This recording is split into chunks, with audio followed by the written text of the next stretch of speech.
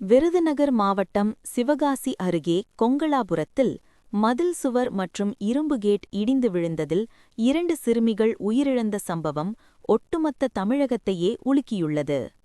அரையாண்டு தேர்வு விடுமுறைக்காக வீட்டிலிருந்த 9 வயது கமாலிகாவும் 4 வயது உறவினரான ரிஷிகாவும் வீட்டின் இரும்பு கேட் மீது ஏறி விளையாடிக் கொண்டிருந்தனர்.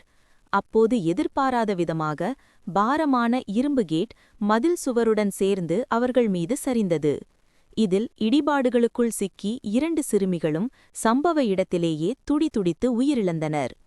மதில் சுவரின் பில்லர் வலிமையாக கட்டப்படாததே இந்த அகால மரணத்திற்கு பிரதான காரணம் என மக்கள் குற்றம் சாட்டுகின்றனர்.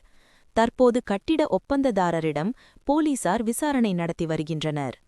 பெற்றோர்களே, உங்கள் குழந்தைகளின் பாதுகாப்பு உங்கள் கையில்.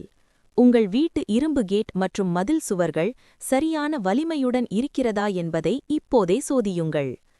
பழைய மதில் சுவர்கள் அல்லது துருப்பிடித்த கேட்கள் இருந்தால் உடனே சரி செய்யுங்கள். குழந்தைகள் கேட் மீது ஏறி விளையாடுவதை கண்டிப்புடன் தவிருங்கள். ஒரு சிறிய கவனக்குறைவு ஈடு செய்ய முடியாத இழப்பை தந்துவிடும்.